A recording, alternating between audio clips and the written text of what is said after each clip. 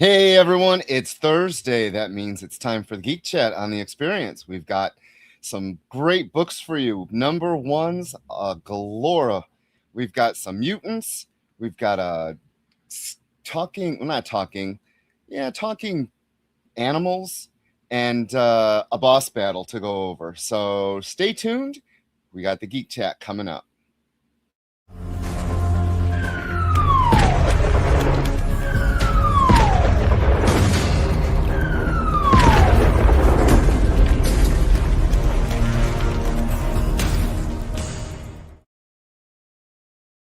Hey everyone, welcome back.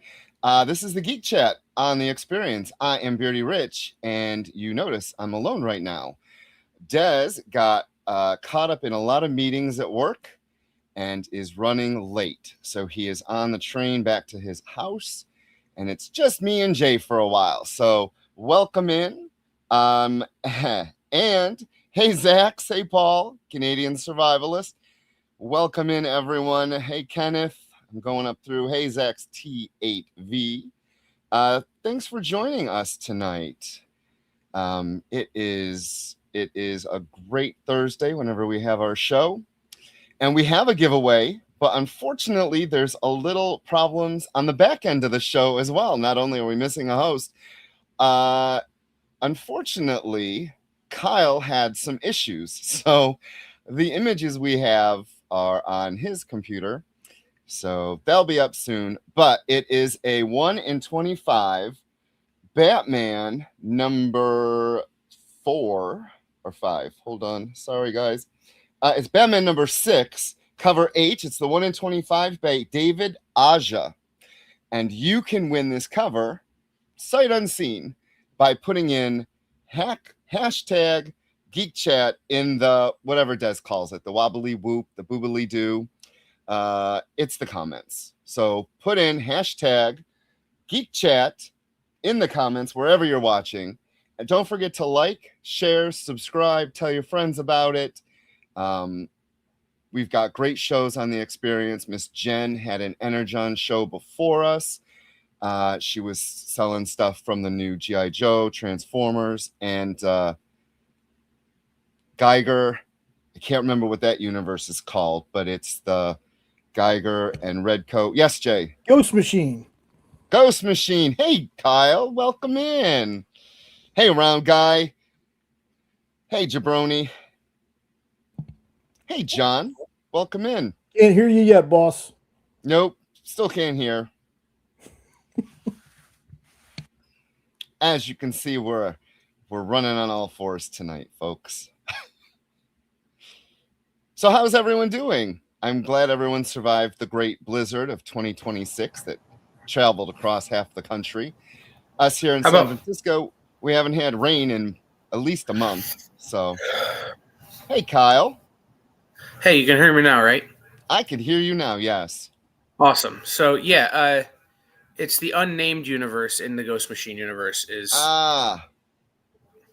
that's what it is. This thing. And I started reading them. Oh, all right. Okay, it worked. Yay. Yay. You don't have to see me now to hear me. Okay. So does that mean Jay's no longer with us? This is what happens when your us? laptop breaks. No, Jay's still here, but this is what happens when your laptop breaks 2 minutes before the show starts. Oh, that sucks. Wow. So, everyone, we have Mog and Mel coming up after us, so stay tuned. They've got a lot of great drawers to draw for you while they talk. And then the weekend, there's always shows on the Experience. So like, share, subscribe, do all the stuffs. I don't do all the stuffs because I don't. I share stuff, but I don't subscribe. I have all notifications turned off. I want to tell you about a comic that I read today that we're not going to review. I just want to say that I have not been reading Absolute Superman. I read it as trade. So I've only actually read the first story arc. And then Des, a couple weeks ago, wanted to read number 15 because it was the start of a new story arc. Well, this story arc has Absolute Hawkman. And I am absolutely loving the absolute Hawkman. The art in this was amazing. I know this isn't the regular artist, but he's doing a great job. It is Jason Aaron did the writing, and Juan Ferreira did the art and the colors. And it's a well done book. As someone who is not very Jason Aaron reader friendly, I gotta say I'm enjoying this new take on Superman and on Hawkman, and it's still. I don't want to spoil anything because you actually get a little bit of his origin story, and you learn that he's been around longer than I thought the absolute universe has been around. So I'm biased, but Absolute Superman has been my favorite. That must be Jay. I'm actually liking this. I like how his cape is alive or mechanical, whatever. But I'm really enjoying the Absolute line, and the next and the next hey Barlord, the next DCKO is going to be the Absolute Trinity versus the Final Four, which hopefully you're all caught up on DCKO. It's been so good. We're going to review the boss battle a little later. We've got some thoughts on it. I don't know Dez's thoughts, but probably going to match mine. Yeah, we'll talk about that later. Do we have pictures, Kyle? I am rapidly trying to get them downloaded. Okay. I had to, again, because this is a brand new computer that I've not done this before. I definitely had to log into Slack and do things the hard way. Oh, okay. But I do have your giveaway. Oh, cool. Let's do that again then. Which is now how do we like? Yeah, there we go. So this is Batman number 6, cover H, the 1 in 25 by David Aja. It's a interesting cover. I can't wait to read the issue. But yeah, put in hashtag Geek Chat down in the comments. And we can get this started. I might as well start if you have the first book. I don't. Oh. That was literally as far as I had gotten. All right. This is Storm, Earth's Mightiest Mutant number 1. This is the variant. I don't have the original cover. I bought the variant because it's a gorgeous variant. But it is a continuation of Storm's book from before Age of Revelation, because we all know how Age of Revelation did. Really nothing has changed in the story except for, I think, the art maybe. So the writer is Mirwa Ayodel. The artist is Frederica Manson. Color artist is Java Tartaglia. And VC's Travis Lanham did the lettering. And the main cover was RB Silva. And I don't know which cover I got, but it's really nice. Oh boy. As I said, this book is a continuation of the Storm from before, where it was that whole thunder, lightning, God war, and the battles that happened. It's just more of that. And unfortunately, I hate to say this, but this story isn't anything I am excited to read. I love Storm. I've loved Storm for decades. I just don't think that this story is fulfilling my Storm need. And the art is it's Marvel. I hate to say that, but this is Marvel now. Marvel's art is this. The other book we're reviewing later has the same issue. Like, Marvel used to be known for its amazing artists, and now the amazing artists are on certain books, and I don't see the love being given to the X line like it used to be. There was a time in the 90s where X books were on fire, and it was the art that did it. And the other weird thing about this book is so many plots. Like, I've been reading comics for a long time. I can follow plots. There is a lot going on in this book. and the man getting his head blown up on the toilet. I don't like why did that take 4 pages just to have his head blown off? I don't understand where this writer is going with this book. And then Storm's flying a dragon, literally riding on a dragon's head, fighting these, I don't know. The book was a garbled mess for me, sadly. And hey, Kelly, welcome in. I will not be going forward with this Storm book. It's just, it's nothing that I'm interested in at all. I really wish, instead of making her Earth's mightiest mutant and really trying to fit that bill, I would have liked maybe Storm as the witch for her magic-based history that she has that goes back years, decades even. I don't know. I would say if you enjoyed the first run of Storm, pick it up, but I would say save your money. Buy one of the other books we'll be reviewing. And Round Guy, I can't wait to talk about Thundar.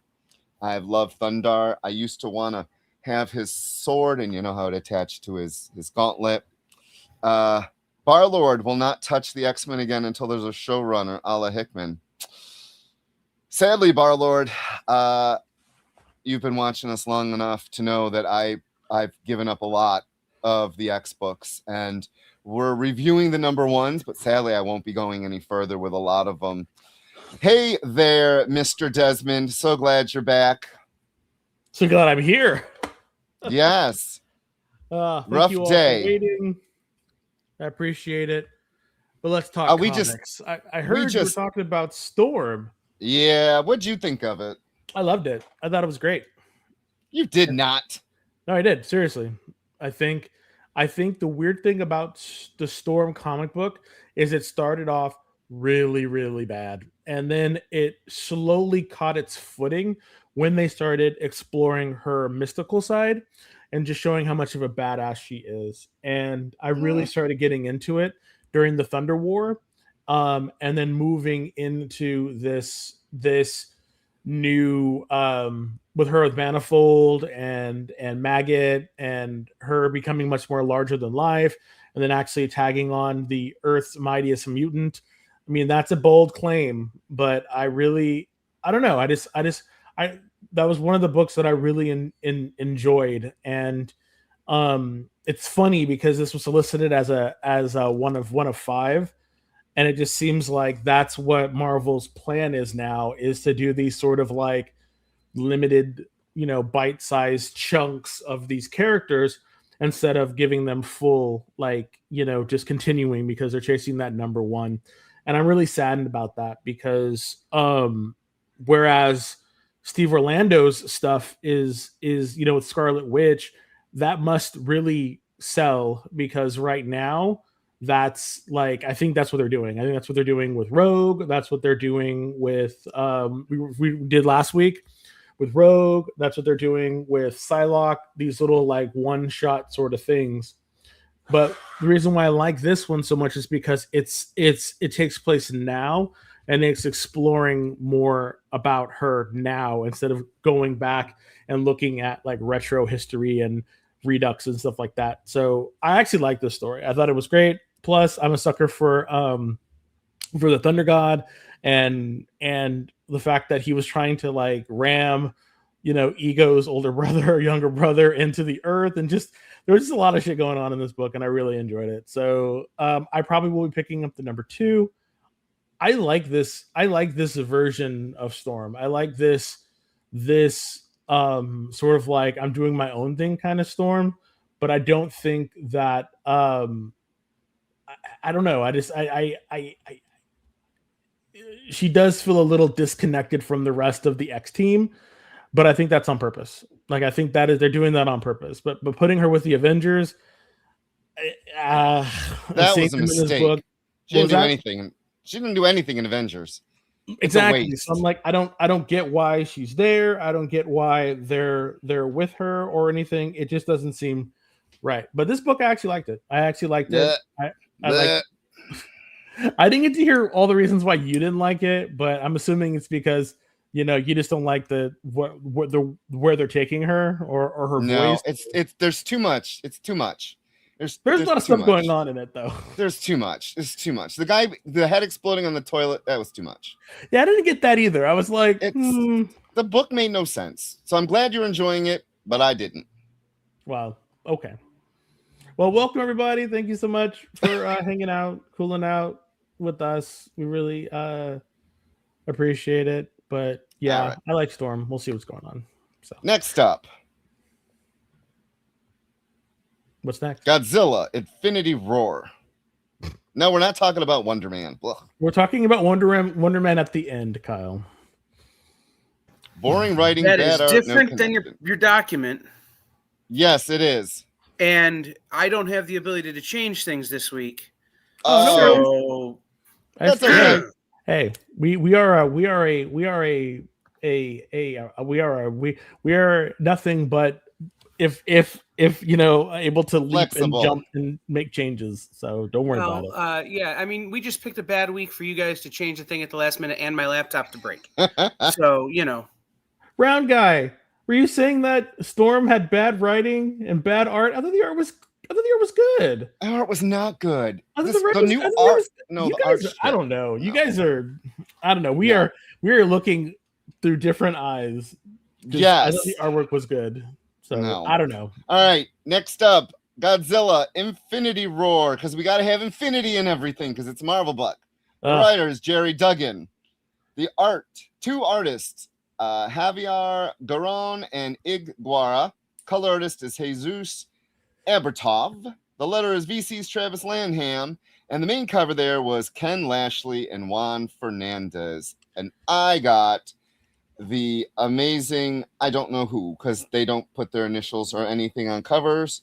So I got, because I think it's really cool with the null symbol. Yeah. So DQ, hey, round guy. Hey, I like Dairy Queen too, sir. It's great. Blizzards all the way. Okay. Godzilla Infinity Roar. If you've been reading anything what's going on with Godzilla, then hey, you're in for a treat. This is more Godzilla goodness for you. So yeah, I only got this because 1, Rich said he wanted to review it, and 2, I really like the artist. But other than that, this is just stupid, silly fun. It makes no sense. It just is just the silliest. Okay, Godzilla. They literally drop Godzilla on the Wakandan planet, and he just goes ham on it. And then Black Bolt uses his voice, but then Godzilla comes back, and then Black Bolt runs away. It's comedy at this point. Like it seriously is like you can't take this book seriously. Like this is you can't, and that's the whole thing. And that is what a good comic book does. It helps you escape reality, and you get a giant Godzilla stomping all over Wakandans. Like it was just silly. But the art was a lot of fun. Yes. I really enjoyed both artists. You can't tell where one started and one ends. Yeah. The art style. And so, guys, if you've been watching, you know that sometimes when there's multiple artists on a book, Des and I are like, we don't understand. Why were there so many artists on this book? But for this book, the fact that both artists pair so well, and it's kind of weird because so Steve, Black Bolt yelled at him time to die or something like that. Yeah. And it rips all the symbiotes off of Godzilla, and it top layer of skin, and he goes down. And then all the symbiotes come together and reform his shell, his outer shell. Oh my God. Okay. This is a $6 book. It took a while to read. It's fun. I would say pick this up if you want a good, fun number 1. It was silly. It was fun. Oh, we gotta pour one out. We gotta pour one out for the Guardians of the Galaxy, though. Oh yeah, they finally died. That was hilarious. And then okay. It's the whole thing. Odin drinking at the roots of Yggdrasil. Yeah. Ugh. Yeah. So I think it's funny that we reviewed Null last week. I prefer the Null that's in this book. Yeah. He was actually fun to read, and his, you can just hear the maniacal laugh. Yep. When you can just hear it. That's how strong the art was. Yeah. Great book. Great book. So it was just silly. Okay, calling it a great book, but it was fun. Escape from reality kind of book. Yes. And I know that once Marvel collects all this together, and I can actually sit down and read it together, I think it'll make for a really fun, enjoyable read on the toilet. So yeah. Yes. So Warlord, shouldn't that have destroyed Godzilla? You would think, but no. Godzilla is the king of all monsters, so he was not destroyed. Didn't even it really didn't even hurt him that much. That's what was hilarious about it, was it didn't even hurt him that much. So maybe this version of Black Bolt just doesn't have the chops, to dance with the king of monsters, King Lizard. No. So, all right, you got 8 minutes. Go ahead and talk about Wonder Man. Okay, so Wonder Man. Rich hated it, as we know. I hated it. He did not like it. He was not willing to sit down and have this person explore what it is to be an actor in Hollywood and get out of your own way. Don't give two he did not care. That's really what it came down to. And episode 5 was episode 5 was one of the worst episodes of a TV show I've watched in my entire life. It did nothing for the story. It did nothing to progress the story. It did nothing to anything. It was a giant nothing episode. And afterwards, I was mad. We were mad because I will never get that time in my life back again. I thought it. And you want to know something? Someone else texted me about episode 5, and no, I would rather watch She-Hulk 5 more times than ever watch Wonder Man again, Barlord. Oh my god, it was hyperbole. I thought Loki season 2 was boring. Wonder Man outborings Loki again season 2. I believe that you were just not willing and did not want to go on the journey that the writers put in front of you. That writer is terrible. And that's fine. I think you were wrong. I think the I don't way understand that why everyone loves it. I think the way that they explored Simon as a character, sans his powers, and he was trying to live his life in spite of his powers. And he's a terrible person. I don't think he was a terrible person at all. The way he treated people, I think because he was an asshole. I agree with you. He had a lot of sort of, I can't connect with people. He was very much an introvert, but when they started picking apart that character about why he was like that, it made sense for him to be like that. That's why the friendship between him and Trevor was so poignant, was because Trevor was the one that got him out of his way. And we got to see more about Trevor, about what Trevor was willing to do in order to basically atone for what he had did as the Mandarin, and it was a character study that about two people. And just face it, you don't like character studies, and that's fine. I don't. Shut up! I do. This was incredibly boring. Okay, it was just boring. The reason Barlow what? Thank you, Unknown. Hi, Kelly. I have a feeling Unknown means by the end of the season they wanted more because it was more. Or did you mean you wanted more episodes? Yes, I read it as I wanted more from the show. Okay, Barlord, I think the reason why they picked this character for a show was twofold. Actually, they wanted to explore his character as an actor, number one. But then they had talked about exploring the Trevor character as an actor as well, and his redemption arc. And so basically they saw, hey, we have 2 stories about actors. Why don't we combine them to see if there's any gold there? And that's where Unknown this wants came season from. 2. What?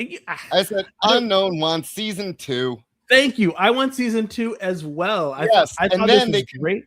It will be well. season Hopefully, 2 will be them running from the police because now he's a bad guy. He's not a bad guy. He in the eyes of the law, he's a criminal.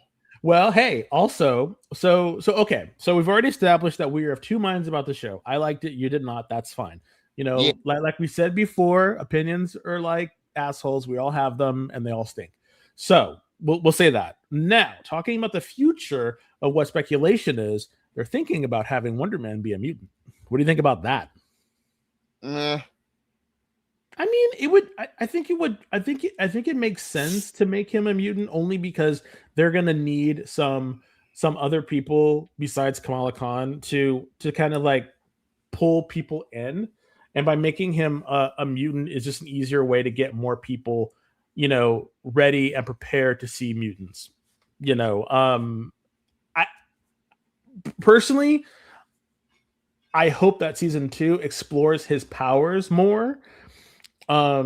Because it's just I don't know. I think it just seems like we need to know more about his powers, you know, because him being able to fly at the end, I was kind of like, okay, how long was the time frame between you finding out where Trevor is? Like, what's going on with that? They kind of like, you know, expedited that, and then he's flying now. So like, I would love to see, you know, where that came from, or to see what's happening now, because now Trevor is a fugitive again. So I'm selling myself. No, you can't afford me. Let's hear the Muppet Show review. I have not watched it. Hey, Paul loved it too. So TJ James is angling to get in trouble.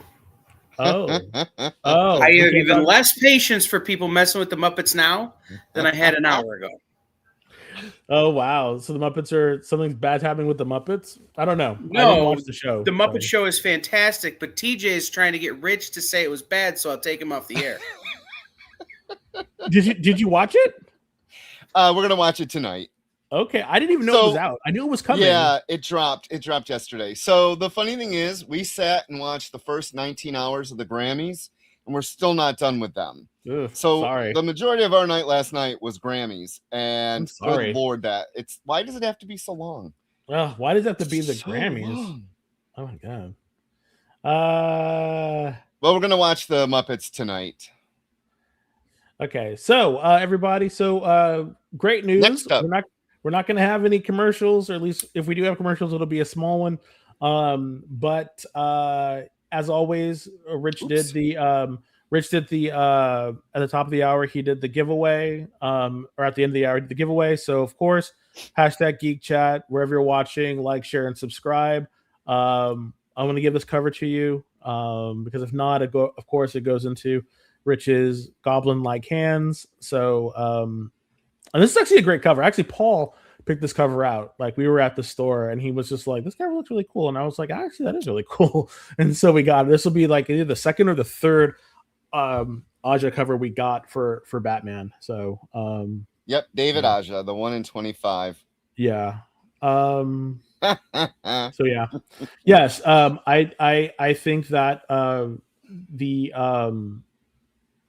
like award shows like that, because so I'm on another podcast called Gaming Vessels with Super Zaz and Jabroni Chief, good friends of mine, and we talk about like there's the gaming awards and stuff, and I mean it's all just you know, for the commercials and for promotion. It's like they don't, I mean, what do the awards really mean? But I was like looking at some of the stuff because I only look at it for the fashion. Like, I look at it to see what's going on, and that whole thing with like what Chappell Roan was wearing, and Jamie Foxx, you know, and his kids were all super like excited to meet her and stuff. It was just, so I watched that stuff for that. So, but well, yeah. We don't watch anything live because I can't stand commercials. So we fast forward through commercials, but on Paramount Plus, you don't have real commercials. So it's not like watching traditional TV. But it's still so long. And you guys do it. Well, you guys are drunk though, so there you go. Before we move on, I want to say that last night Paul and I finished. We finished Spike, and I have to say, Angel. sorry, Angel. We finished Angel. Sorry, I have to say, and I might get crucified for this. But I don't care. Angel was a better show. Sorry, Buffy was fun and it had its moments, but Angel was just hands down better. It was just a better show. It handled its crises better. The drama was more high stakes. It was just a different.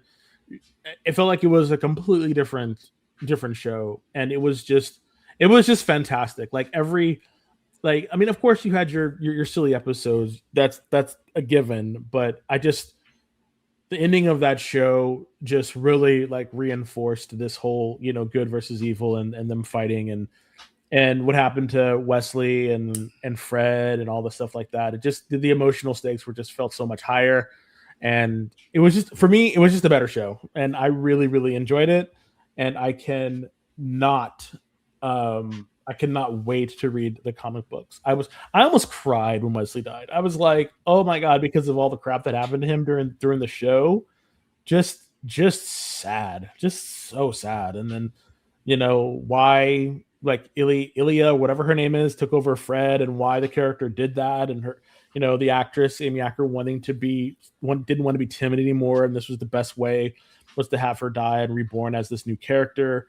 And I really would have loved to have seen that explored. And when you like listen to the interviews about what would have happened, and Wesley wouldn't have died, and there would have been this huge arc, and just missed opportunities. But yeah, I thought it was just a better show. Everything was great. I was even fine with David Boreanaz's like Angel. Like at first I was just like, oh, but then like he grew on me, and it was just a really good show. And if you have not watched it, definitely do, and I cannot wait to read the comics for it. So yeah, we watched the first episode of Firefly, and I don't get the hype. Like I don't get it. We watched that pilot episode that was an hour, like 90 minutes, and we're gonna watch the rest of them, but I don't get the hype. Maybe it's just the genre, this like space western thing or whatever, but that's how I feel about Wonder Man. I don't get the hype. You're killing me. You're killing me. So, you're killing me. I love Statler and Waldorf. Yes, I like to think that that Rich and Cougar like that. I can totally see it. And yes, we go to random theaters and scream things at people. Oh my god, that's awesome. You and me, actually. That is you. It's you too. Kelly's here. He can testify. But alrighty. So what are we talking about next? We are going to talk about some Dynamite books, and yes, we got a shit ton of Dynamite in our pouches. I'm about to blow it up. So stay tuned, everybody. Archie X, The Army of Darkness. This was the strangest comic, and I'll tell you why in a minute. All right. So Eric Burnham was the writer. Bill Galvin did the penciling. Ben Galvan did the inking. Ellie Wright did the coloring, and Carlos M. Mangwal did the lettering. And there were a bunch of covers. I just snagged the main.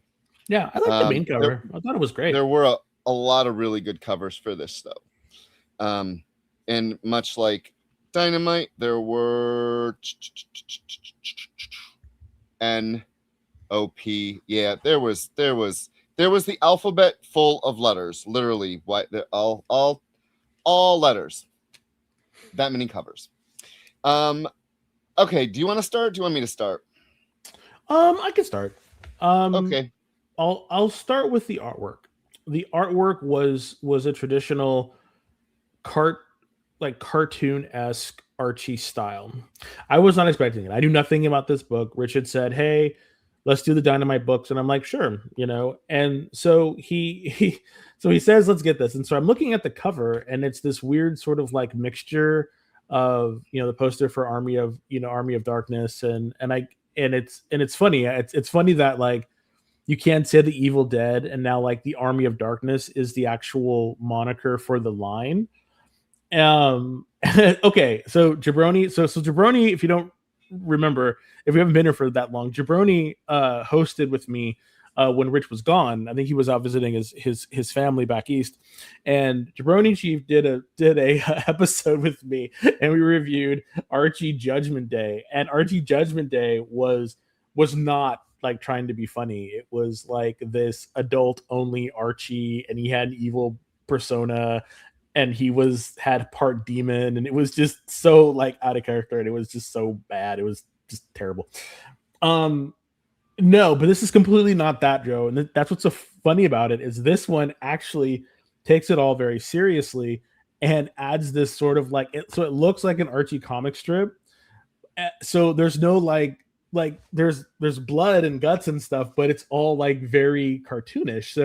So you look at it and you like, you're not scared at all because it's not scary at all. And so you're looking at it and you're just kind of like, okay. And so like Archie and the friends just happen to find the Necronomicon in this new house that this rich guy family bought, and he reads the incantation. It brings out the Deadites, and you're like, okay, now they're fighting the Deadites, and the Deadites are trying to kill them because they brought them to this plane. We flash back, and Archie needed to get some money to buy these plushies for Betty and Veronica, and I'm like, okay. And it's, of course, it's at S-Mart. And if you've watched any of the Army of Darkness or any of those movies, you know that Ash became a worker at S-Mart. So Archie meets Ash at S-Mart. And so that's how Ash is introduced. And so at this point, I'm assuming Ash now, when they go back into like what's happening now, Ash and Archie are going to meet again, and they're going to have to start killing some Deadites and stuff like that. So it's not that it's like funny or bad or good. It's just a very like, it's just a fun little story that is like dressed up as Archie. It's just funny. It's just they'll cross over anything nowadays, and I think this one most likely because I really like Ash as a character, and I really like the Evil Dead. I think it kind of works. What was your experience, Rich? It was going into this book. It is a traditional, fun Archie visual, and the gang is all there. And it wasn't until the thing ripped Moose's heart out. Yeah. What? I was like, what the hell? It was, yes. Seeing the style of Archie with zombies and blood, and it was crazy. It was also weird to see the archified version of Ash. Yes, right? He never looked better in his life. Yeah. It was really good for people who don't know the world of Army of Darkness, because the writer actually does a couple page recap, so that if you're an Archie fan and you have no clue what Army of Darkness or Evil Dead is, you still will get it. And anytime a writer can add in the what has happened before in a book, that's automatic thumbs up for me. So I'm really happy the writer did that. Again, the characters acted like Archie characters. Yeah. So yeah, I gotta say this was a good book. I think that if you like Archie, pick it up. If you like Evil Dead, pick it up.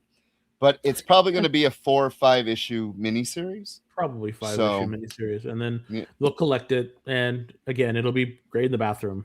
So, I'm sorry, Kelly. What was that? It was a fun book.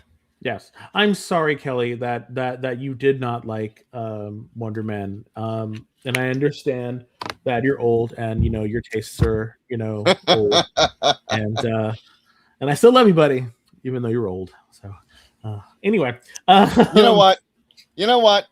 Just because age does not matter with crappy writing. We're gonna have to disagree on that. Okay. Anyway, moving right along to our next Dynamite book. Thundar the Barbarian. Okay, so this is the one that I was super excited to read, actually. this is the one that I was super excited to read, and it's by Jason Aaron was the writer. And if you know Jason Aaron like I know Jason Aaron, then he loves his barbarians. He loves his big old mans who are like, aggressive and barbarian like, and he loves that sort of like, Nordic, I am big, kind of like I eat meat kind of guy. So to have him, write Thundar, I was like, okay, this is a match made in heaven. Let's see what he can do with it. That is correct, round guy. We have less time for crap. All right. So Jason Aaron did the writing. Nuber Ball did the art. Jorge Stutil did the coloring. Taylor Esposito did the lettering. And the main cover is done by Michael Cho, who I got to say, I would have loved to have seen Michael Cho. I think he would have really nailed the art. Agreed. Because that cover is amazing. Desmond's birthday is tomorrow. Thanks, Paul. And how old are you gonna be? I'm gonna be a year older. Than what? Than I was last year. How old were you last year? Des doesn't want to admit that he's an old person too. He just has different old person tastes. I am not. Black don't crack, sir. That doesn't mean you're not old. That's right. Just means you get to look younger than the rest of us. Hey, yeah, that's not fair. I'll keep it. All right. I'm younger than Rich. I know that. Yes. Half the world is. So George Washington is younger than Rich. What was that? George Washington is younger than Rich. Yes. Peanuts. Yeah. George Washington Carver is younger than him. Peanuts are younger than him. Yes. All right. Can we talk about this book now? Sure, old man. So did you like this book? I actually did. As a fan of Thundar growing up, like I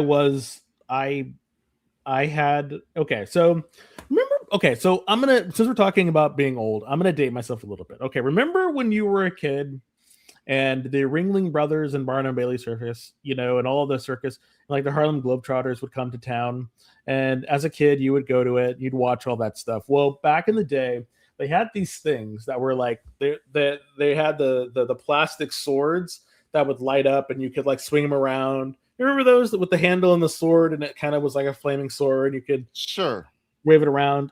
I'm sure some of you have, like, okay, people who are from California, especially from Fresno. I know some of you folks are from like Central Valley or California, and you would get those little swords and you could turn them on. It took like a D battery or something. You could turn on, you could like swing it around when the lights would go down and you'd swing them around, and it was really kind of cool. Well, I loved them because what would happen, or what I would do, because I was, I loved cartoons and I loved comics, is I would always be like, I would always hit, the plastic against something, and it would break. And so I would just take that off and I would use just the hilt and the handle and the scabbard, and I would use that, and I would be Thundar, and I'd run around the house, and I would fight my cousins and stuff. So I was a huge Thundar fan. I thought Ukla the Muck was fantastic. The source was great. That guy with the face, everything about it. It was so dramatic. I remember at the beginning when the streak down and it pulled the moon in half and took the atmosphere, and it was just like, it was so dramatic, and I was just like, this was like straight up Christopher Nolan, sort of like, for before kids. He was around, yes. And so for that, I was like, all right, let's check it out. And I really think that this was very cartoon accurate. Like, this was a good book, and I enjoy Jason Aaron. I enjoy his Superman because it's a new spin. It's not traditional Superman. He's doing his own thing with Superman. I'm getting it. But to actually see him write a barbarian or a savage human, because he likes to do that. Like, he wrote Conan, he wrote Thor. So he writes these very like aggressive characters, but to take him and kind of have him like go wild with a property and say like, hey, let's see what you can do with this established medium and property, and then add to it. and I thought that was great. We got a little bit of Conan's backstory. We got to see. Who? Sorry, Thundar. We got to see a little bit of Thundar's backstory. We got to see, Ukla do his thing. I don't know. It was just a fun little beginning of it. It felt more than just nostalgia, because I think some of these books sometimes can be really hardcore nostalgia bait. And I think that this was a story first, nostalgia second. And that's what I enjoyed about it. This seemed like it could be an animated episode from those 80s cartoons, and I loved it. I thought it was great. Really good book. What was your thoughts? You probably hated it, but I did. No, I didn't. I didn't hate it at all. I actually really liked it for the same reasons that you said. It was refreshing to read a new story set in that world, and it wasn't jokey. Do you know what I mean? Yeah. It wasn't jokey. It wasn't playing for laughs. It treated it like a serious comic moment. Mm-hmm. And the setup for it was also pretty good. And I want to say, so talking about He-Man, it's funny. I gotta say, for the art, while the art was really good, better than what's in some Marvel books right now, I'll tell you that. But making the artist's choice not to make him too big, because like Kyle said, or Jay, one of the two, legally not Conan or He-Man vibes, because of the hair, was coming through. And it was interesting that the artist decided to not make him hulking, like ginormous. It's interesting. I didn't get any He-Man vibes from this. Neither did I, and I think that's what I mean. Yeah. Because Ukla was actually bigger than Thundar. Mm-hmm. And I think showing Thundar as just an average muscled man was the right way to go. Yeah. 100% agree. And Ariel, I've always been a fan of hers. Mm-hmm. But when she said I could make a bubble, I was like, I don't remember her just making things. I remember her bolts. Did she form fully things with her powers? Is that something new? I don't honestly know, because again, I only remember a couple episodes. The one episode that always sticks out in my head was when they go to an abandoned amusement park, and I just remember that one being super crazy. And, but who knows? She's a sorceress. I would love to see more about her backstory. I would love to see more about. But I have to agree with you. I really had wished the cover artist had drawn the interiors, and we got a little bit more of that classic. Kirby-ish. Yeah, and I think that's the thing. Whereas the Archie comic used that as, I don't want to say a gimmick, but they used it as sort of like, an interesting way to like depict the action and the characters, because you wouldn't think that you would see Evil Dead stuff in an Archie style, and you did, and it worked.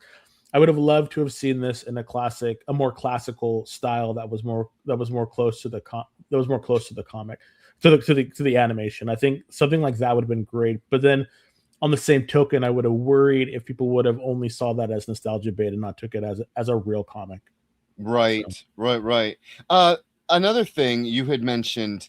So Lord Gemini, thank you. In his reveal was imposing, but then their choice, the artist's choice to have his head change, be two smaller panels in the corner. I think the page layout, that reveal, if you didn't know that his head, had the two faces, I just think we could have had a bigger, kind of like a bigger shocking reveal. Do you know what I mean? Yes. Yes. But I loved that we get the reasons in number 1 for the book, the rat people buy the slaves because they gotta fit the sundial. And the whole idea that all these villains coming together to kill Thundar, makes you think stories have come before. That's another thing I liked, is this isn't an origin. This is just it's like we got put in the story, and it's the backstory that I'm waiting for. I really liked this. So, and you see him with a beard. I thought that was pretty cool too. Yeah, when in this past. In his past. Really yeah. good book. Acres of Movies asks, hello, and thanks from Stacy. Thanks, Stacy. What are the 3 characters you're most interested to see in the He-Man movie? Well, number 1, Orko, because I love Orko. Number 2, Battle Cat and Cringer. We saw a little bit of them, but I'm a huge Cringer fan. And number 3 is Eveline. I love her. I thought her, or Evelyn, sorry. I love the way she looks. I love her look. I thought, I can't remember the woman who played her in the 80s movie, the Dolph Lundgren one, but I can't remember her name. I think she was in V. But she had the crystal eyes, and I thought she was just fantastic. She had this sort of like Ice Queen stare, and I just thought, oh, so those are the characters I want to see. And then mildly, I want to see how Jared Leto does a Skeletor. You know, I want to see Hordak. Hordak. Well, maybe in the next one. Yeah. Oh, and everybody asking how old I'm going to be, I'll never tell. Was it? Oh, it was Meg Foster. You're right. Wow. Yeah. Unfortunately, John, I don't know how many issues Thundar is going to be, because Dynamite has one little pesky thing they do that as a retailer I can't stand, and as a reader I can't stand, is that they don't even tell you. Like, there's no one of, I just know it's not an ongoing. Yeah. That's the one gripe I have, is there's never of, like, 1 of 5, or we just don't know. You usually 4, 5, or 6 issues. So what I can tell you they're doing with their licenses is they're not putting an end number on the miniseries, because if people keep digging them and the licensees keep wanting to work with them, they'll just keep going like they have with Thundercats. Yeah, but that's just Des got the spirit of 76. You were born in 76? I'll never tell. Tried. Oh, you know what? I think I'll text your husband. You know what, sir? Hey, Paul. You have asked me not to say anything about your birthday, and I have respected that for as long as we've been friends. All right, next book is going to be Gargoyles Darkwing Duck. Nope. Did I not put it in? I thought I put it in. It's you did. You didn't make it when I had to redo the slideshow at the beginning of the show. So it's Gargoyles and Darkwing Duck. Yes. So here, I'll show you the cover we got. It's one of the variants. Oh, you know what? They tell you cover D. Oh, Dynamite tells you what cover it is on the back. I love it. Thank you. This is by the artist. Oh, cool. So Tad Stones did the plot and the main cover. Greg Wiseman did the plot and the script. The art was done by Ciro Kangliasli. Kangliasli. Is that it? Yeah, they put it in the And then the color is by that person. Yes, that's it, Jay. And Agnes Eterno. And the letter is done Jeff Eckleberry. Yes. Eckleberry. I want some Eckleberry juice. Okay, you went first on the last one. I love these crossovers. I just do. I am a sucker for these. I have liked every single Dynamite book we read this week. It was really this book and Archie stand out to me as art styles that, not so much art styles, seeing a Skrull next to a Shi'ar in the Marvel universe. They're 2 different species. They look completely different, but in the Marvel world, it works. So in this, when Darkwing Duck goes up against human criminals, it's very unnerving as a reader, because I'm not used to seeing humans interact with Darkwing Duck. But I gotta say, how everything came together with Demona basically kidnapping what's her name? Darkwing's girlfriend. Well, he doesn't think so. Yeah. Yes, I thoroughly enjoyed this book. I don't know if I enjoyed it because of Darkwing Duck or because it was well written. Is this nostalgia baiting me? Is that why I like this book? Mm-hmm. You think so? Mm-hmm. You did not care for it? Oh no, I enjoyed it, but the problem that I had, not really is a big problem, but I don't know the characters. The only characters that I know is Darkwing Duck because I watched that. That was part of it. Like I remember I watched the Disney animation lineup. Like I watched Rescue Rangers, I know them. I watched Darkwing Duck. I watched, all of them, DuckTales.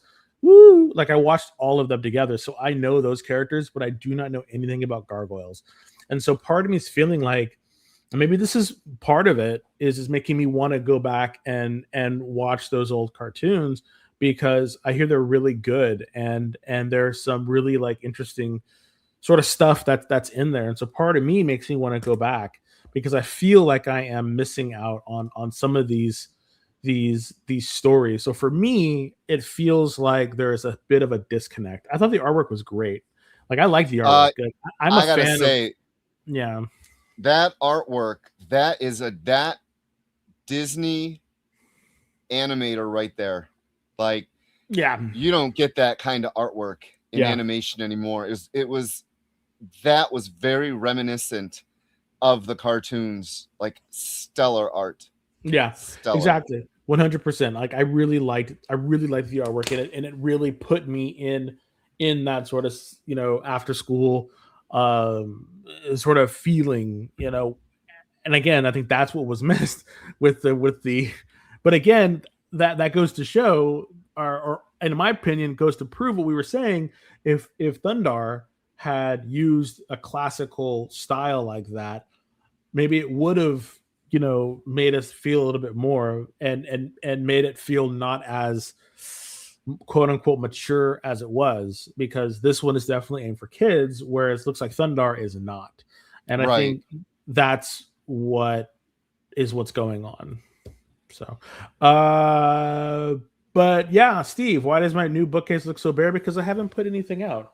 I don't know if you know, but all of these are Ultraman figures at the top. So all these is my love for Japan and Ultraman. I love Ultraman. So when I go to Japan, I usually buy a bunch of figures, and this is where they are.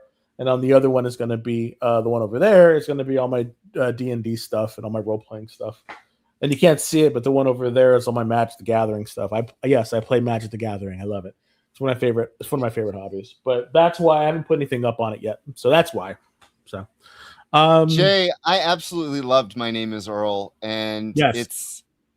It's a great show. We also loved Raising Hope. Yo, fantastic show. Such an underrated show. Such an underrated show. It was really good. Yes, we watched every episode of that series. It was really good. So the books have been good.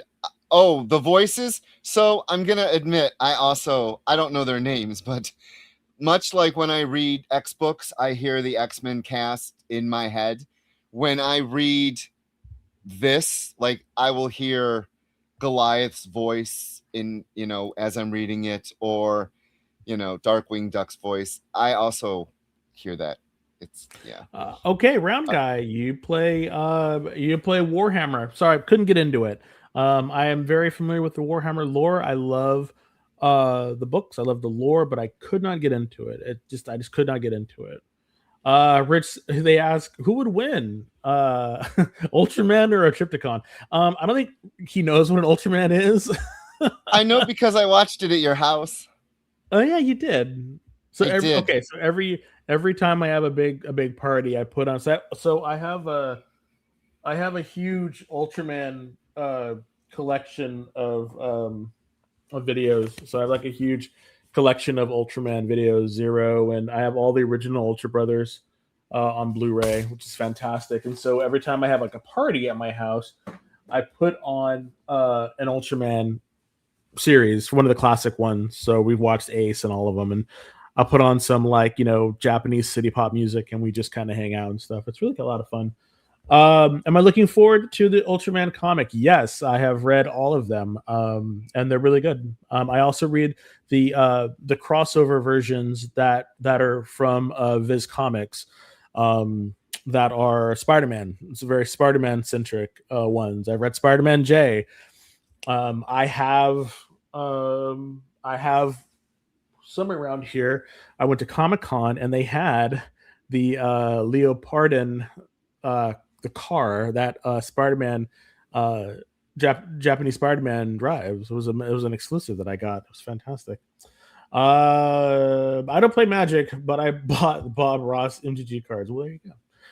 That's fantastic, and I really, I should have as well, but I did not. Kyle, are we taking a break or should we just continue on, my friend? Wasn't sure. You let us know. Please just keep going. I don't even know if this thing will play commercials. Cool. Well, Okay. While you're here, sir, please let us know what other fine products are being sold, or actually programmed, that we have on the experience, sir. What's coming up on in the next couple of days, sir? Well, after this, a sketch up with Mel and Mog. They have some people on whose names I could remember. I could tell you if I could get into Slack, but I can't. And then tomorrow, Matthias and I are doing a 1 hour super fast, mini, crazy fast FOC show, because next week we're doing a mega show with multiple guests and getting all ready for Comics Pro, because we'll be taking the week of Comics Pro off. Oh yeah, because you're going to be gone, right? Yep. So we're going to try and do as much of the 2 weeks of FOC as we can in one show.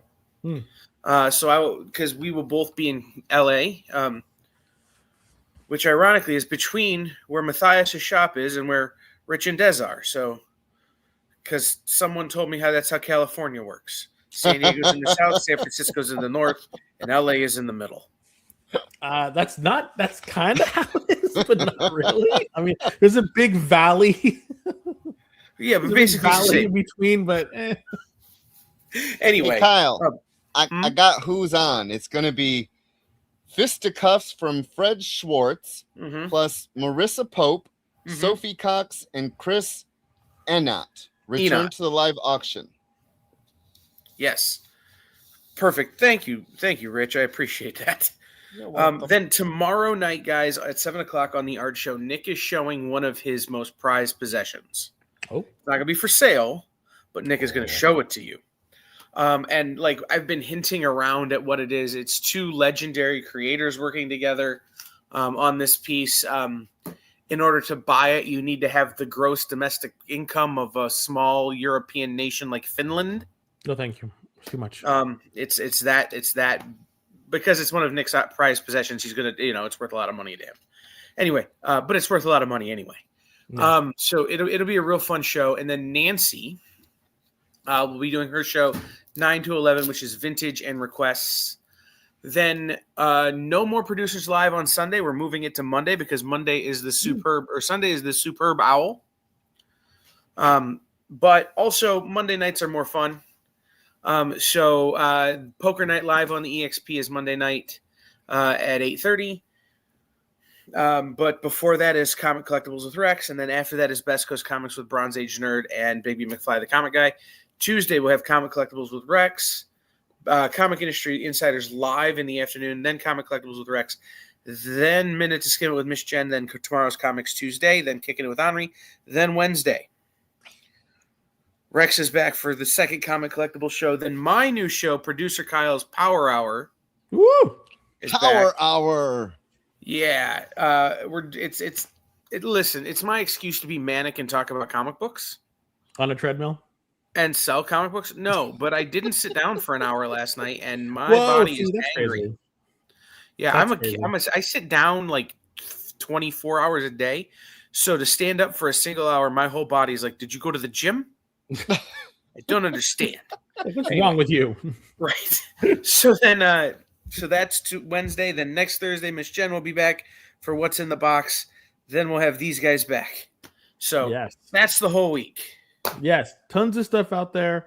If you're looking for something to watch while you're on the pot, riding the train, whatever, tune in. We're here for you. Tell your friends, like, share, subscribe, become a member. If you got a couple bucks, laying around, some change in your couch, DoorDash is too expensive. We're cheap. Give us some money. It's great. And we'll love you forever. There's your commercial, Kyle. Please tell us We're where you're cheap. at when you're watching. Like, if you're on the train and you're watching, let us know. If you're on the pot, do not tell us. Okay? Hey, I don't want to know. If you we don't want to know, surf, but we between you and appreciate the God. viewing. Okay. What was that?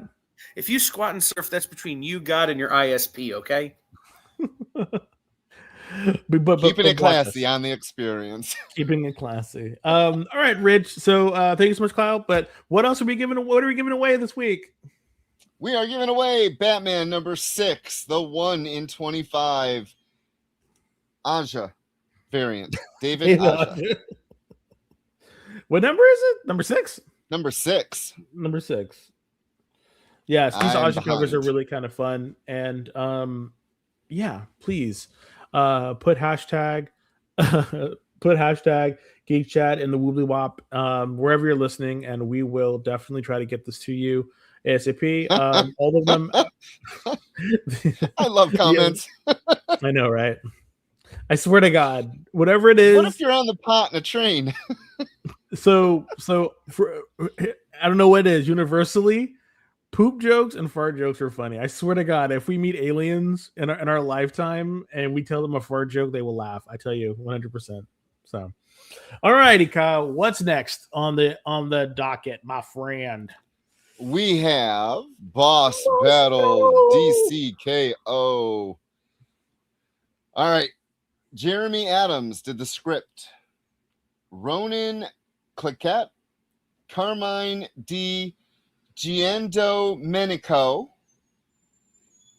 Kieran McKeown, Pablo M. Collar did the art. Welcome. Hi-Fi did the coloring. What? Oh, Lorraine is in. Oh. So Lorraine is in. So saying hi. Tom Napolitano did the lettering. And then special thanks to Scott Snyder and Joshua Williamson. Don't know why. And the cover was done by Jamal Campbell, and there were a bunch of variant covers, like a bunch. I just got the main one because why not? Same. Hey, Lorena, welcome in. All right. I like Jamal Campbell, so I was super happy.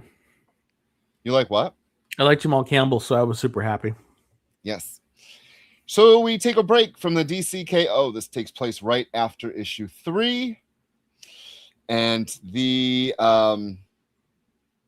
World Forager and Gorilla Grodd escape, because if you remember, they were being attacked by Booster Gold, possessed. Booster Gold, yes. Omega Gold. And we still don't have enough Omega energy built up to actually fight the Absolute Trinity. So they go outside, or they go back to Earth, basically, and the World Forager pulls from different, basically, properties in which, our heroes and villains get to go up against other not DC properties. So the boss battle begins. And along the way, they bring along Black Lightning, Plastic Man, Batwoman, and Star Sapphire. Because why not?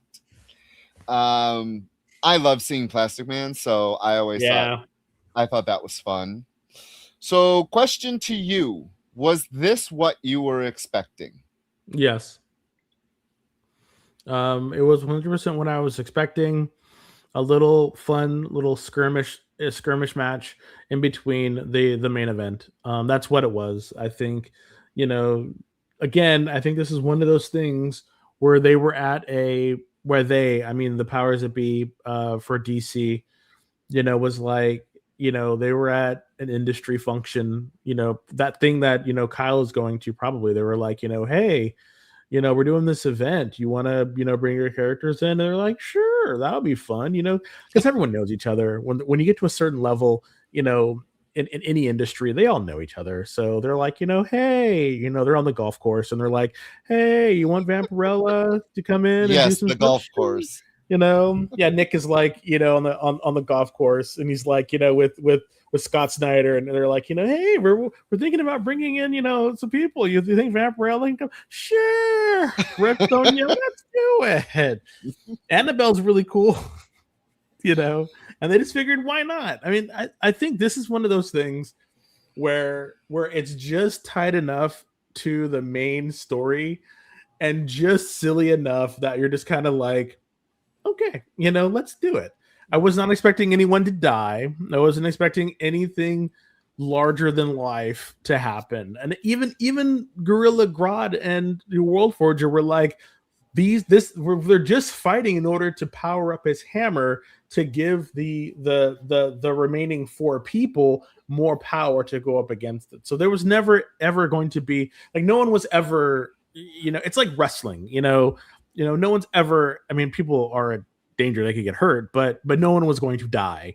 And I think that was what was fun about it, was just seeing these characters interact. The whole Joker Annabelle thing, hilarious. They literally just sat there and had tea, and then he was going to stab her. Like, what? It's like with a teacup, he was going to stab her, and he kept saying, I saw the doll move. I saw the doll move. And it's like, come on, It was just silly. It was just silly. The artwork was great, though. That was one thing I was very surprised about, is they actually had some pretty good art in this book. I was not expecting the art to be as good as it was, because I think one of the things is just kind of a throwaway thing. But then it's kind of not, because they're going to reference this in DCKO 4, because they're going to say, hey, we got to power up, and this is where. And so they're going to reference it. That way people can go back and buy this book if they want to know what happened. So it's already got its sort of like circular thing where people can be like, hey, I missed this. What happened? And they can go and, pick it up. So it's fun. It's literally just can't be fun. This was much better than that Galactic Slam thing. That Galactic Slam thing was no. This, though, you should pick this up. If you're liking anything about the DCKO, you should pick this up, because it's just fun. It's just silly fun. What about you? So a couple things. I can't believe I'm going to say this, because I'm not a fan of weekly books, but I would have preferred this to have been a weekly book for 4 weeks, because some of these stories were 2 pages, and that wasn't enough for me. I wanted more. Oh. I did. I wanted more. I wanted more out of some of this. No, I also agree. I just didn't think we were going to get it. So I knew we were not going to get any more. So, but some of the like, it was just a little. If you're going to do this, do it and go all out with these properties. I don't understand why they picked Star Sapphire, but I mean, okay. But the Plastic Man, the Plastic Man fighting the Mortal Kombat guys with Black Lightning was great.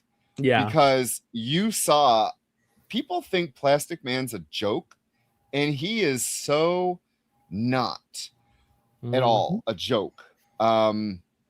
And he proves it in here. And I thought the little banter about them being so close to each other was funny, because I can't imagine that Man Made of Rubber would smell that good either. So I don't know.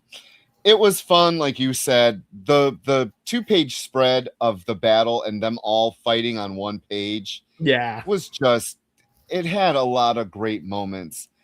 I really wish Derek Robertson had come in and drew the Homelander Superman pages. That is my one thing. I would have loved to have seen that. Because when I think of Homelander, that's who I think of. Because, I loved The Boys in the very beginning when they started. I really, really, really loved that book. And then, DC said too much for us, and that's when Dynamite picked it up, and it ran there for the rest of it. So Yeah, a lot of good properties. I didn't know Annabelle. Jay and I talked about that. I didn't. I don't watch horror movies, so I had no clue. So And I funny. also didn't know who Samantha the bear was. She's From Oh, you guys got to Jay read said Beneath it. the Trees. Yeah. What is it? You guys got to read Beneath the Trees Where Nobody Yeah. Sees. Yeah. Yeah. You'll. It's great. You guys will really like it as a psychological like horror, but also like mystery. It needs to be a series in that style. Yeah. If it was a series and could you imagine? Seriously, can you imagine that style, but like animated like the Berenstein Bears or Berenstein Bears? That would be great. Yeah, that Dexter, but it looks like a children's cartoon, basically. Wow. Really crazy. Like, yeah, it's crazy. But I enjoyed it. So just a little bit of insight on this that I can give, because you said it, at a certain level, everybody's in the same room when these discussions get had. Mm-hmm. What I will say is that I know that a lot of the outside publishers that weren't DC allowed DC to use characters where they didn't need a whole lot of oversight, because they didn't want to they wanted to give them characters that they could trust DC with. Yeah. That wouldn't hurt their brands. And at the same time, where the licensing would be easy to work with, right? So again, like you think about Vampirella or Red Sonja, those are characters that are easy to work with the licensors on, because they work with so many different companies, right? So Vampirella is in a couple of different publishers, Yeah. Red Sonja is a couple of different places. So they're used to working with companies on one shots and one story and whatever. So that was part of the conversations that I know were had. And the other one was, which characters do you have that people might think could actually be the DC hero? And, it doesn't make sense for them to send, I don't know, the gargoyles to fight Superman, right? Like you can't really expect the gargoyles to beat Superman. So right, it had to do a little bit with making it seem like we could see an upset. Yeah. I think it's fun. I do think that if they do something like this in the future, it should be something that's a lot longer. But I think, again, this might have came out of the whole Marvel DC kind of stuff, and they figured, hey, we could do this with other properties too, and DC, did it. So yeah, I thought it was fun. It's just a fun book. This is one of those books that you read comics for. It's just, seriously, you us dorks meet at a comic book store, like, oh, Spider-Man can beat up Homelander, or Superman can do this. So that's exactly what this was, and I loved it for it. Yeah. Okay, what's next? Next, Dork. Oh, half dwarf, half orc, all dork. So Brett Bean did the art and the story. Jean-Francois Beaulieu did the coloring, and Nate Picos did the lettering, the logo, and the design. What if Scotty Young had a protege and it's Brett Bean? Oh my God, this reminded me so much of a Scotty Young book. Yeah. Yeah. The art is exactly what you see on the cover. I'm curious, did you like this book? As a D&D fan, I actually did. It's weird. For me, sometimes it's very hard to get into Dungeons and Dragons-esque or fantasy-esque books. Sometimes it's kind of hard for me to get into. I don't know why. Maybe it's the story, the world building, what's going on. I don't know. Because I'm really trying to get out of that comic book is for superheroes only kind of mindset. Or though I'm not really in that mindset, it's just there's certain books that, fantasy was one of those ones that's kind of like it never really grabbed me. But this one was fun. This one was fun. The whole thing about him being a marriage of, so, you have this person where like there's the people of light and the people of dark, and they're always fighting, in this area called the Scar. And the prophecy is that one who was born of darkness and of light will kill everybody. That was kind of hilarious. And it's supposed to be this guy because he's half dwarf, which is the light, and half orc, which is the dark. And like both kingdoms want to kill him, and you find out there's actually more to this guy than you'd let on. He has a sentient eye shield who craves murder, and then he kills a chicken, and then the chicken's head becomes a spiritual companion, sort of like, I'm thinking it's sort of like Jiminy Cricket. So I don't know what's going on with this book.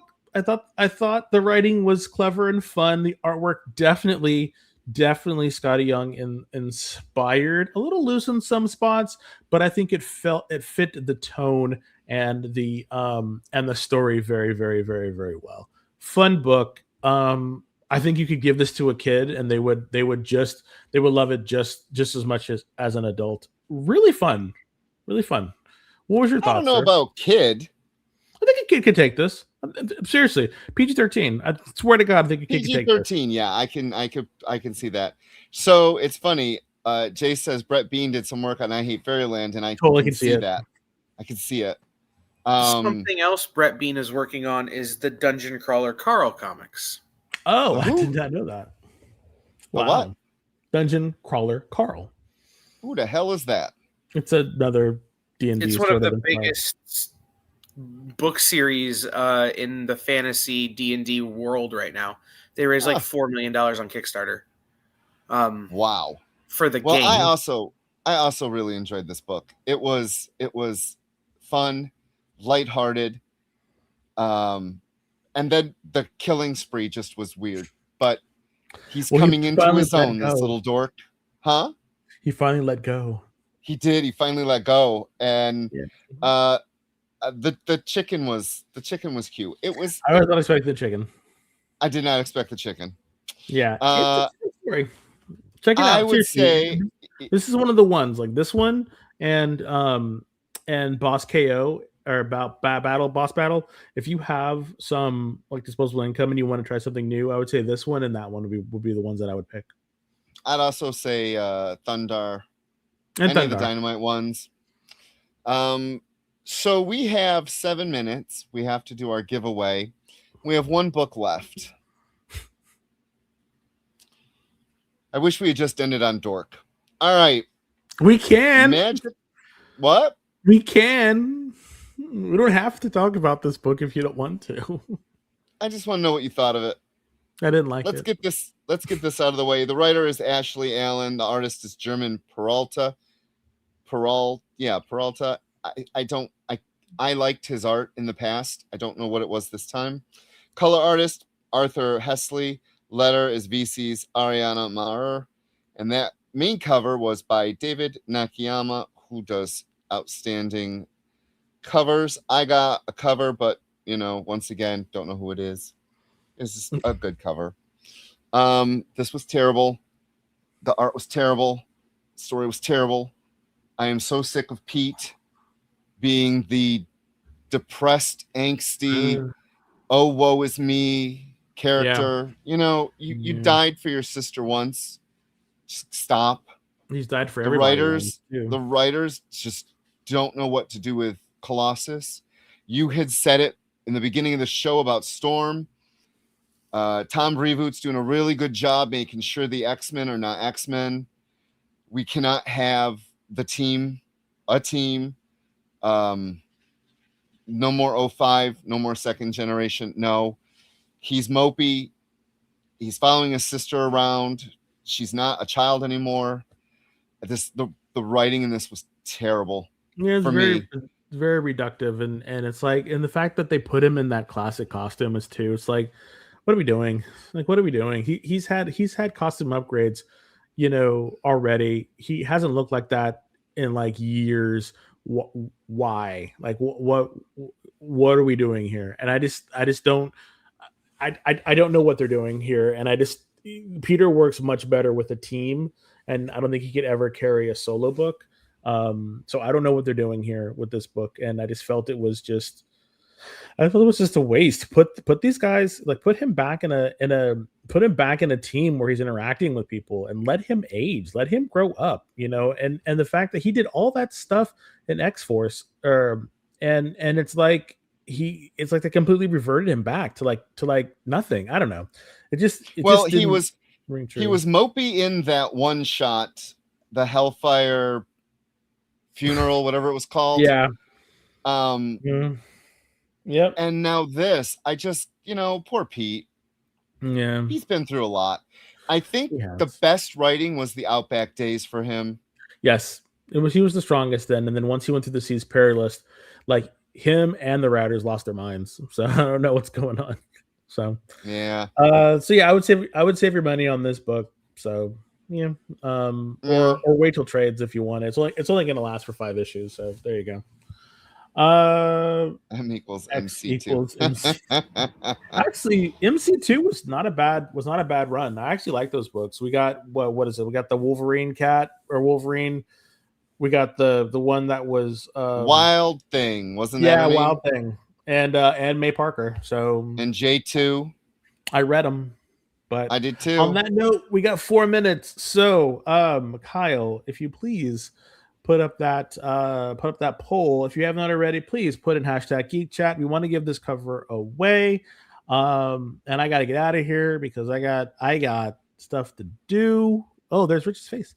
I got stuff to do. So, all right, Kyle, please, buddy, click it. Let's go. Who are we giving it to? Please note, you can't win if you already won in the last 30 days. So let's see. Oh, SF. Congratulations, my friend. You have not. Congratulations, FF 40061.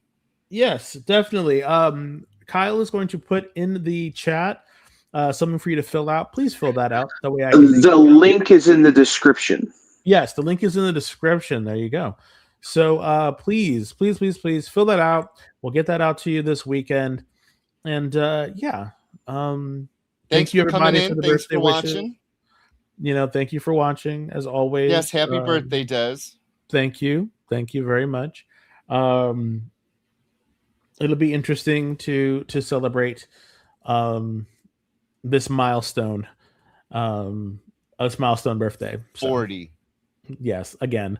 But all right, everybody, you all have a great rest of the evening, and we will see you same next back week. Time, same back channel. So yeah, bye.